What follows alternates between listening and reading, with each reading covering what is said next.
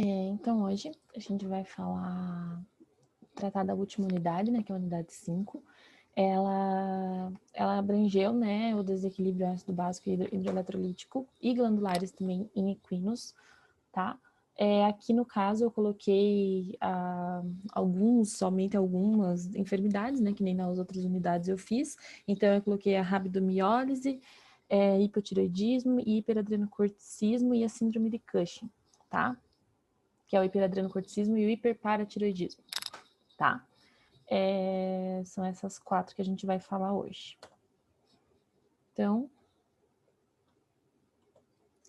vamos começar pela rabdomiólise, né? Então, a rabdomiólise, ela é um processo inflamatório, tá? Que vai ser decorrente de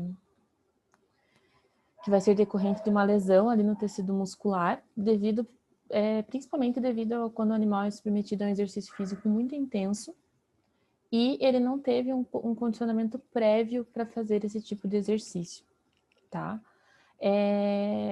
Ele pode afetar tanto os músculos esqueléticos, né, quanto até a musculatura ali cardíaca e desencadear uma necrose muscular, tá? Os fatores predisponentes para essa doença têm como principal a questão de você fornecer para o animal uma alta concentração de carboidratos ali na dieta, a deficiência de vitamina E e de selênio, animais que possuem uma grande quantidade de massa muscular, então às vezes dependendo da genética, da raça, isso acaba, né, predispondo esse animal a ter a rabdomiólise, desbalanços eletrolíticos e hormonais, fatores genéticos e o grau de condicionamento físico desse animal. Os sinais clínicos gerais da rabdomiólise são dor, rigidez, podem ser encontrados tremores musculares, incoordenação e decúbito. O animal pode vir a ficar em decúbito. Só que ela é dividida, né, em forma aguda e na forma crônica. Então, a forma aguda da rabdomiólise é quando o animal ele é submetido ao exercício de maior intensidade sem ter o prévio condicionamento. Então, é uma coisa que ela vai ocorrer, uma doença que ela vai ocorrer, o histórico dela vai ser a presença de um exercício físico com maior intensidade nesse animal sem ele estar condicionado a isso. Tá? Então, o animal vai apresentar uma claudicação, uma dor muscular epaxial e glútea, uma sudorese, ataque cardíaco, taquipneia, hipertermia e também desidratação. Ainda, uma das coisas que é bem observada, né, é essa questão da hemoglobinúria, tá? Que também pode ser observada. Na verdade, chega a ser, eles consideram como hemoglobinúria, mas também chega a ser até como quando a gente vai olhar a urina, não tem a presença de hemácias, vai ter poucas hemácias. Então, na verdade, o que está ocasionando a cor na urina é a mioglobina, né? Nos casos mais graves, né, nos casos mais severos, o animal pode acabar não conseguindo se locomover.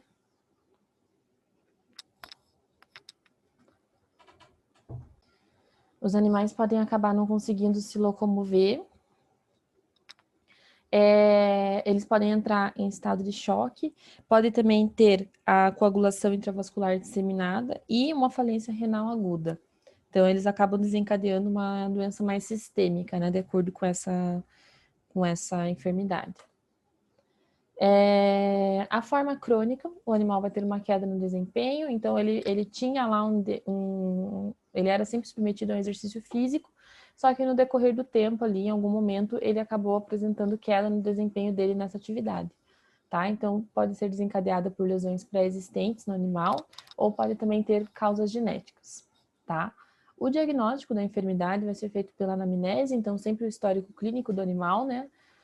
Os exames bioquímicos e a medição, né? O que é bem importante é fazer a medição das atividades séricas das enzimas musculares, né? A CK, que é a creatina quinase, e a AST, que é a aspartato aminotransferase, e também na urinálise, né? Que nem mostra aqui é uma mioglobinúria, né? Então a urina está com essa coloração escura, e isso é bem importante para a gente, para conseguir também diferenciar às vezes de outras doenças musculares, né?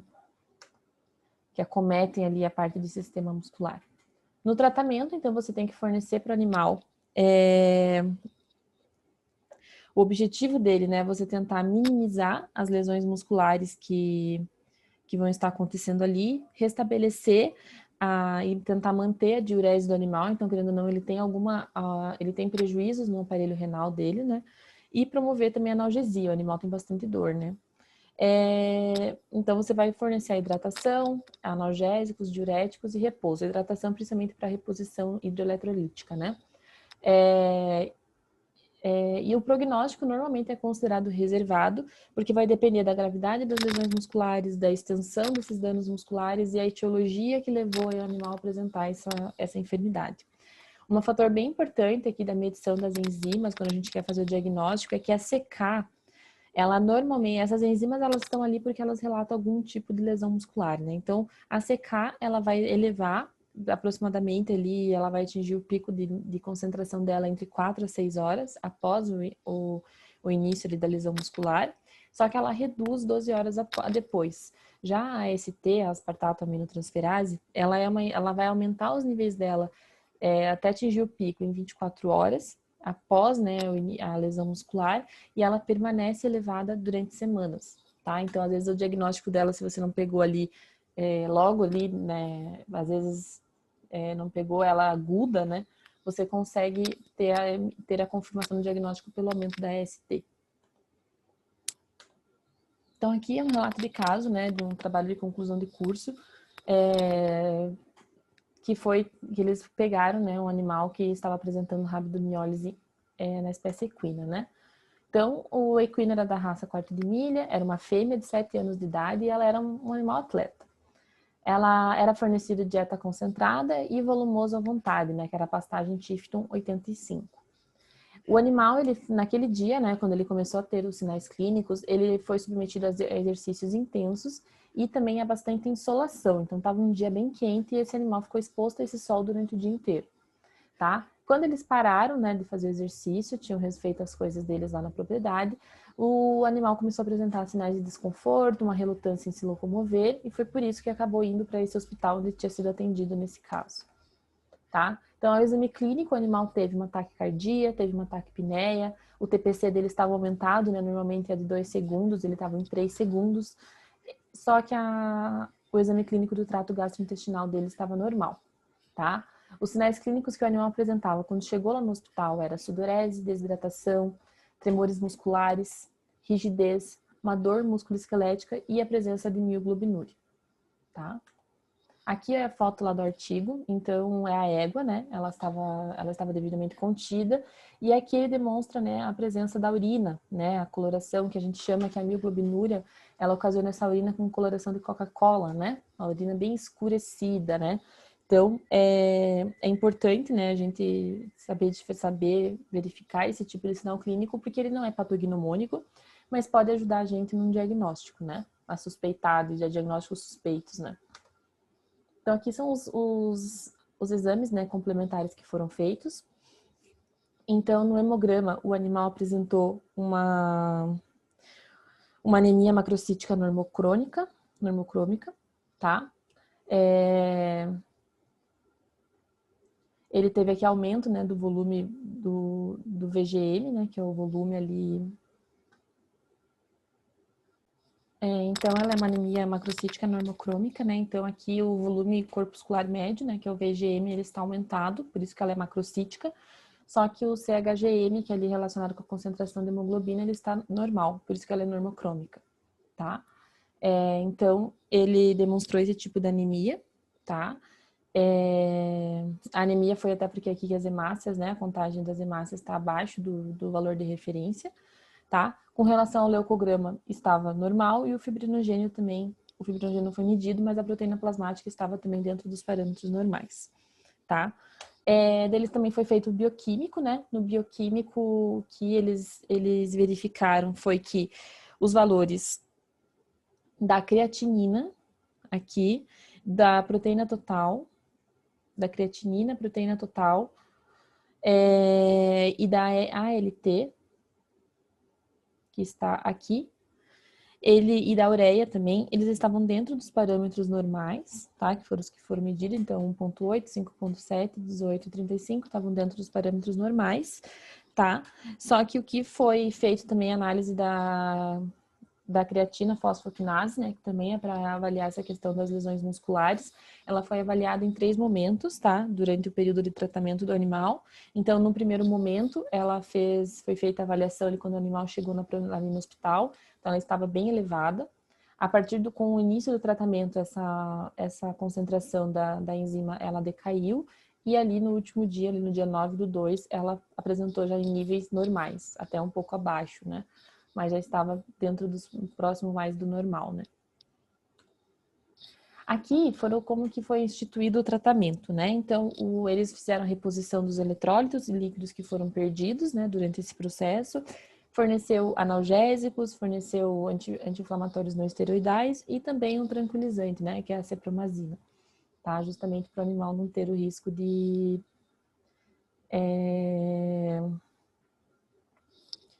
ficar muito agitado, né, querer ficar andando e ficar abusando ali dos músculos dele, né, porque ele pode acabar ocasionando uma lesão mais severa, tá? Também fez a suplementação com vitamina E, com lisina e com selênio durante 10 dias e também foi feito duchas com água fria, né, nas musculaturas também por um período de 20 minutos durante 10 dias,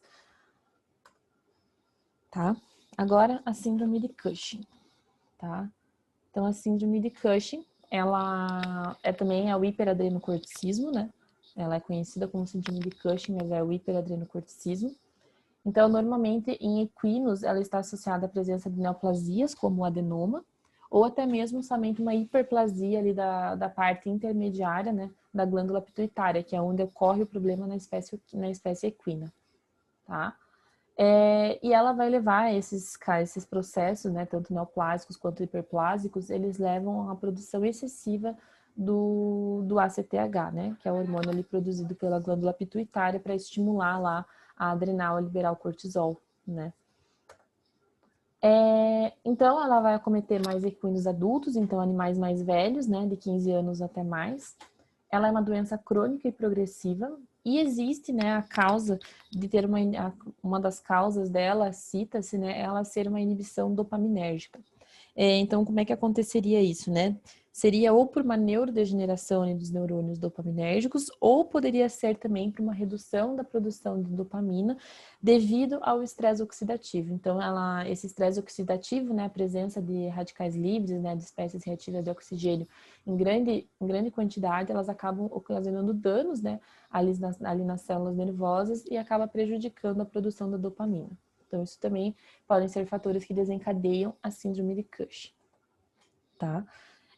Como sinais clínicos, o animal vai ter depressão, perda de peso. O principal sinal patognomônico da doença, que é considerado um sinal patognomônico, é a hipertricose, então ele tem aquele crescimento de pelos excessivo. Ele também não tem a troca de pelo dele, não ocorre de maneira adequada.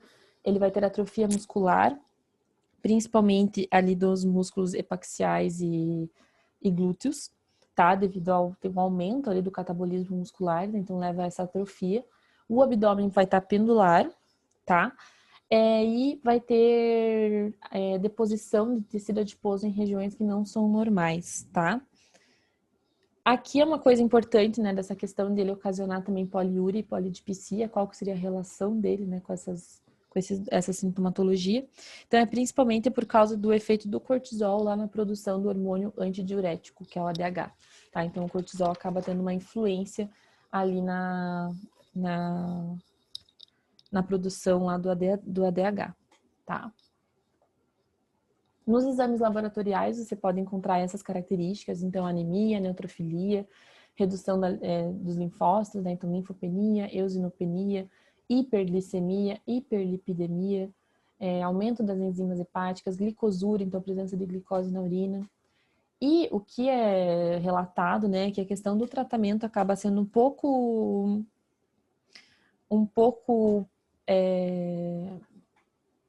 não recomendado, vamos dizer assim, principalmente porque o animal é muito difícil de você tratar essa enfermidade e o animal acaba tendo uma redução muito drástica na qualidade de vida dele.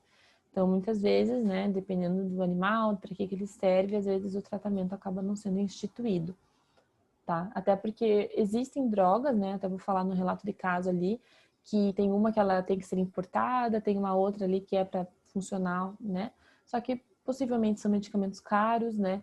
Então, teria que ver cada caso, né, para determinar se vai ser viável ou não você fazer esse tipo de tratamento. Então, aqui, ó, um relato de caso da síndrome de Cushing, uma égua da raça crioula, tá? A égua, ela é uma égua de cria, de 14 anos de idade. Ela apresentava apatia.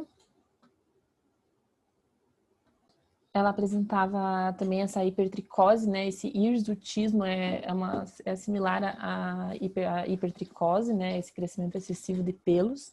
É mais relatado aí esse nome mais na medicina humana, mas estava no artigo desse jeito. Ciclos estrais irregulares, dificuldade de locomoção. O score de condição corporal dela se encontrava em 5, então ela estava bem obesa. E deposição anormal de gordura em locais que normalmente não tem esse tipo de deposição, né? Como na região supraorbital, na região cervical, na cauda. São locais que acabam tendo essa deposição, nesse caso nessa doença, né? No exame clínico, o animal apresentava frequência cardíaca de 40, frequência respiratória de 16, as mucosas estavam rosas, TPC normal, temperatura normal. Então, ela estava com o exame clínico normal. O que foi identificado foi a presença de laminite, né, que pode ser uma das consequências da síndrome de Cushing, tá? Então, ela tinha essa dificuldade de se locomover. Então, eles examinaram o casco dela e foi vista a presença de um pulso digital bem visível, né? E o casco também estavam quentes, né? Então, eles estavam com uma hipertermia ali na região, tá? O diagnóstico, então, ele foi feito pelo diagnóstico de padrão ouro da enfermidade, né? Que é o teste de supressão com dexametasona.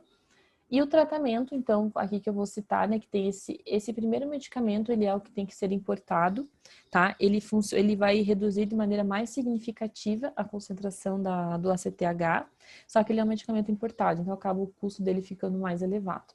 E daí tem o cloridrato de ciproheptadina, ele vai também atuar inibindo a secreção do ACTH lá na parte intermediária, né, da pituitária. Só que, como eu falei, né, os dois medicamentos eles acabam tendo um custo mais elevado muitas vezes. Então, vai depender do proprietário se ele compensa ou não fazer esse tipo de tratamento no animal, dependendo para que o animal o que o animal é do proprietário, né? Tá? E é importante, né, falar que essa égua, depois de um tempo de ser tratada, acabou vindo a óbito porque ela teve a síndrome cólica. Então, acabou entrando, né? Acabou sendo muito severa e ela veio a óbito. Agora, o hiperparatireoidismo, né? Então, o hiperparatireoidismo, ele acomete equinos também, né? Então, os equinos, eles são animais que eles demandam uma maior exigência tanto de cálcio quanto de fósforo, tá? Esses dois macrominerais, eles são depositados em grandes quantidades em vários tecidos do nosso organismo. Mas eles têm principalmente como a função, né, de constituir ali a formação de suporte, né, e proteção do tecido ósseo, tá? Então, por isso que ele deve ser fornecido em quantidades adequadas na dieta. Essa enfermidade do hiperparatireoidismo, nos equinos, ele é mais visto em animais jovens, tá? Então, os potros são mais suscetíveis a ter essa enfermidade do que os animais adultos, principalmente porque, primeiro, que a deposição de cálcio, a mineralização óssea nos potros, ela só vai ocorrer ali no terço final da gestação, e quando ele nasce somente com 17% desse mineral na estrutura óssea dele, tá? Essa porcentagem, essa quantidade vai aumentando no decorrer da idade, mas demora ali até os 6 meses a 1 ano de idade para chegar a quase 80%, tá? Então, quando o animal tem deficiência, né, desses macrominerais, ele vai apresentar uma estabilidade neuromuscular, ele vai prejudicar, né, a estabilidade neuromuscular, vai prejudicar a permeabilidade de membrana, vai prejudicar a contratilidade muscular, a atividade enzimática, então todas as reações enzimáticas vão estar prejudicadas, a secreção de hormônios, a coagulação sanguínea, tá? E para isso, né, tentando driblar um pouco essa deficiência, né, como eu já mencionei para vocês nas outras unidades, né, quando eu falei de hipocalcemia, hipofosfatemia, é a questão dos mecanismos homeostáticos, né, que são realizados, né, no controle ali do cálcio e do fósforo, que são realizados por esses 3 hormônios, né, que é o paratormônio, a calcitonina e a vitamina D, que são os responsáveis por controlar, né, os níveis de cálcio e fósforo ali na corrente sanguínea, tá? Então, o hiperparatireoidismo, ele é esse aumento, né, na secreção do paratormônio, tá? Que é produzido ali na paratireoide. E é principalmente no caso dos equinos devido a um desequilíbrio nutricional, tá? Então, nos equinos, ela é um hiperparatireoidismo secundário nutricional, é o que é mais observado, tá? As causas é o excesso de fósforo, pode ser você fornecer uma dieta com excesso de fósforo e com baixo ou níveis normais de cálcio, então acaba tendo um nível exacerbado de fósforo, pouco cálcio ou até mesmo um baixo teor de vitamina D. Então também a questão de, por exemplo, mais em seres humanos, né, quando a gente não é exposto muito ao sol, né, então a gente não consegue ter a metabolização da vitamina D, a gente pode estar predisposto a ter o hiperparatireoidismo também. Então, né, quando o animal ele tem uma baixa concentração de cálcio e uma baixa concentração de cálcio, uma elevada concentração de fósforo na dieta, esse desequilíbrio, né, na relação cálcio e fósforo acaba prejudicando a absorção do cálcio lá no intestino, tá? E isso faz com que a concentração plasmática desse mineral fique reduzida, tá? Essa concentração baixa vai ser reconhecida lá pela paratireoide, que vai começar a liberar, a secretar o PTH, que é o paratormônio. Tá? Então, esse PTH acaba se elevando de maneira muito drástica, porque ele quer tentar arrumar, né, esse desequilíbrio que está acontecendo ali. Só que a questão é que, como você, em nenhum momento você está fornecendo esse cálcio para ele da dieta, ele vai tentar, o PTH vai agir fazendo a desmineralização do osso, né? Então, ele vai retirar cálcio do osso para ir para a corrente sanguínea, na tentativa de aumentar essa quantidade de cálcio. Só que o que acontece? No caso do hiperparatireoidismo, o PTH está sendo muito produzido em quantidades muito grandes. Então, a desmineralização óssea acaba sendo muito alta. E isso acaba depositando muito cálcio no sangue, o que pode levar o animal a ter até mesmo uma hipercalcemia. E lógico, né, que essa desmineralização alta acaba também fazendo com que o osso se torne mais frágil, né? Então, esse osso, no caso do hiperparatireoidismo, ele também é conhecido, ele vai acabar prejudicando ali, né, o tecido ósseo, né? Então, ele vai acabar, fazendo com que o que deveria ser mineral ali dentro do osso, ele vai acabar sendo substituído por um tecido conjuntivo fibroso, tá? Então, isso acaba levando ao aumento de volume do osso, que é o que a gente fala que é a osteodistrofia fibrosa, né? Que geralmente é o nome que dá para esse hiperparatireoidismo secundário nos equinos, né? Que é mais comumente chamado de osteodistrofia fibrosa, tá? Então, o animal vai apresentar uma hipercalcemia, vai ter elevação do PTH, tá? Devido a essa hipercalcemia, a tireoide vai começar a secretar calcitonina, então os meios de compensação acabam todos agindo, só que, por exemplo, aqui no caso, ele acaba agindo de uma maneira exacerbada, tá? Por causa de ser nutricional daí, né? Os sinais clínicos, então, a doença, ela é conhecida também como doença da cara inchada, né? A osteodistrofia fibrosa ou a doença da cara inchada. Então, ele tem aumento principalmente nos ossos da face, tá? Eles são bilaterais e são simétricos. Então, aqui, né, eles relatam que tem essa progressão, né? Então, primeiro tem aumento da mandíbula, depois vai cometer os ossos do crânio, como ali o osso zigomático, o palatino, o lacrimal, que são acometidos ali na parte do crânio. Depois ele pode acometer ali a parte das costelas, posteriormente as das vértebras, e só depois ele vai para os ossos longos. Então, quando o animal tem alguma questão de ossos longos, já alguma distrofia em ossos longos, já significa que a doença está tá com uma progressão maior, né? Então, ela já está há mais tempo ali no animal.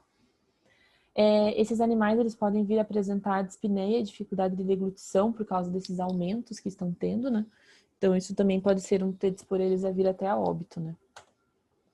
Então, aqui é uma foto, né, desse trabalho aqui. Então, aí de um equino, vocês estão vendo que aqui ele está com o rosto bem inchado, né, deformado. Aqui também a gente vê um aumento, tá? Fica com essas bochechas grandes, né?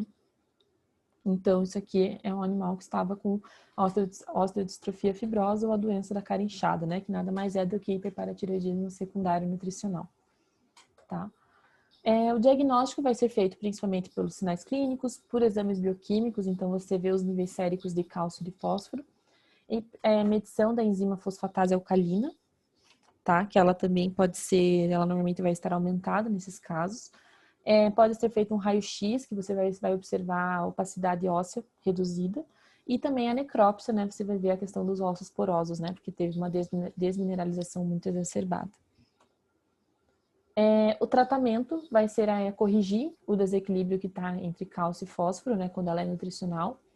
E a prevenção dela vai ser você fornecer rações com proporções adequadas, né, de cálcio e fósforo. Então, seria a proporção de 1 para 1. Tá? Cereais que desses alimentos aqui, milho, farelo de arroz, farelo de trigo, eles são ricos em fósforo e são pobres em cálcio. E também quando os animais são criados em pastagens que são ricas em oxalato, você também deve fazer a suplementação de cálcio nesses animais. Então, pastagens ricas em oxalato ou cereais à base desses produtos, você tem que suplementar os animais com cálcio, porque eles são ricos em fósforo e não vão ser ricos em cálcio. Então, você tem que fazer a suplementação para não desencadear o hiperparatireoidismo secundário nutricional, tá?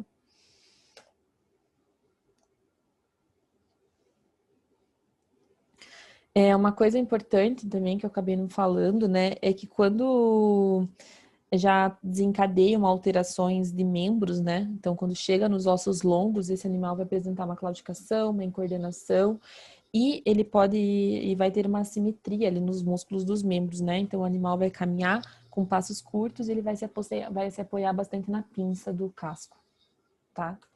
Isso aqui é importante. Então aqui tem um relato de caso, tá? Tá tampando aqui o nome dele aqui, mas é um caso clínico, né, de osteodistrofia fibrosa, tá? E que ocorreu em equinos, é um trabalho que foi feito lá no Uruguai, tá? Em 2015. Então era essa égua aqui, ela apresentava uma má condição corporal, tinha uma deformação simétrica bilateral, uma deformação articular, né? Dá pra ver o jeito que ela tá parada aqui. E ela apresentava depressão. Foi verificado, né, esse aumento aqui da região da face dela aqui, então ela tá com elevada, né, ela tinha essa deformação bilateral dos ossos da face, tinha também uma deformação aqui a nível de costela, ó, que nem tá mostrando aqui na flecha, né, tá um pouco afundado aqui. Tá, então, através desses sinais clínicos, né, que eles acabaram estabelecendo, né, o diagnóstico presuntivo de osteodistrofia fibrosa, tá? O animal, então, eles trataram aqui no caso com corticoide, com anti-inflamatório não esteroidal e também fizeram uma analgesia no caso de dor. Como o caso dessa égua, ele era um caso já crônico, né? A evolução dela era mais desfavorável, né? Então, o animal ele acabou apresentando uma dificuldade respiratória, acabou apresentando impossibilidade de se alimentar e ele acabou ficando em decúbito permanente, daí foi optado pela eutanásia, tá? Uma coisa que é para falar aqui desse artigo, né, eles nem em momento eles citaram, né, a correção desse desequilíbrio de cálcio e fósforo. Então eles só fizeram a questão do corticoide, anti-inflamatório não esteroidal, mas não citaram se foi feito algum manejo nutricional, por mais que o animal às vezes não estivesse comendo, né, tudo poderia ser feito às vezes por via intravenosa, né, alguma suplementação ali de cálcio e fósforo, né. Então eles não citaram isso, mas era algo talvez que pudesse ter sido feito para tentar auxiliar, né, o animal. Poderia, justamente que nem ele falou, né, por ser um quadro crônico, às vezes acaba sendo mais difícil, né, até porque o estado do animal não estava nada bom, né, mas às vezes poderia ter sido tentado, né. Agora vamos falar do hipotireoidismo, tá? O hipotireoidismo, como o próprio nome diz, é a redução na secreção dos hormônios tireoidianos, tá?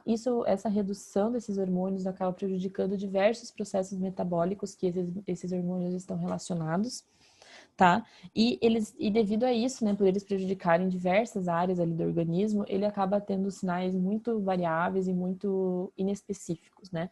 Então, você não tem nenhum sinal patognomônico, né? Ele pode ser primário ou secundário. No caso de primária, é quando a enfermidade ela é diretamente na tireoide, e o secundário é quando é proveniente, né, de algum prejuízo na redução do TSH. O TSH, ele é o hormônio estimulador da tireoide, tá? Então, ele vai estimular a síntese de colóide lá nas células da glândula tireoide, e vai estimular também a liberação dos hormônios tireoidianos, tá? Ele também vai estar associado com funções como a deposição de iodo, a ligação orgânica do iodo, a formação da tiroxina, que é o hormônio T4.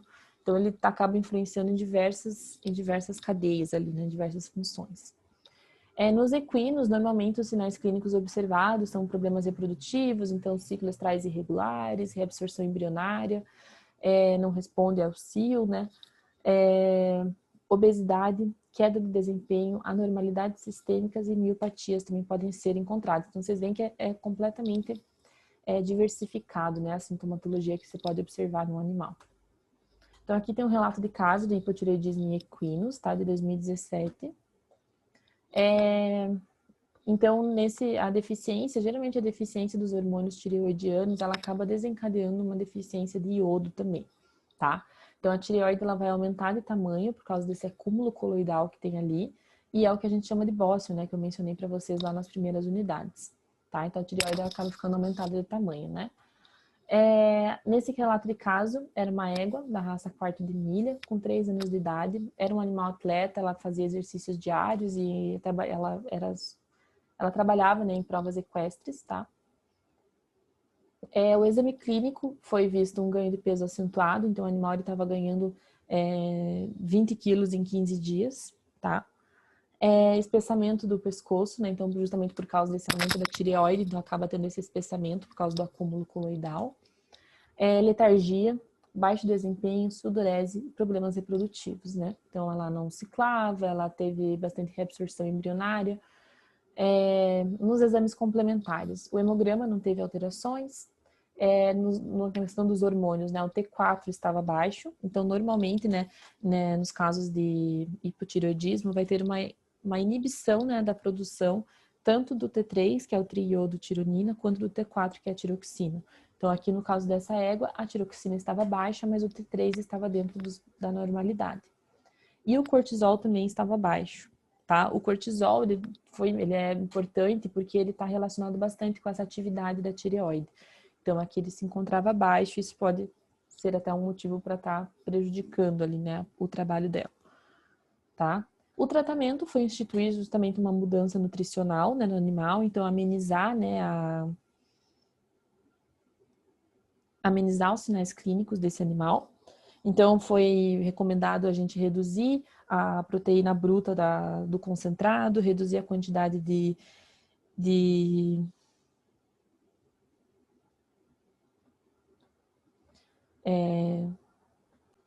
reduzir a quantidade de aveia e aumentar a disponibilidade de volumoso para esse animal, que era uma coisa que não estava sendo feita, tá?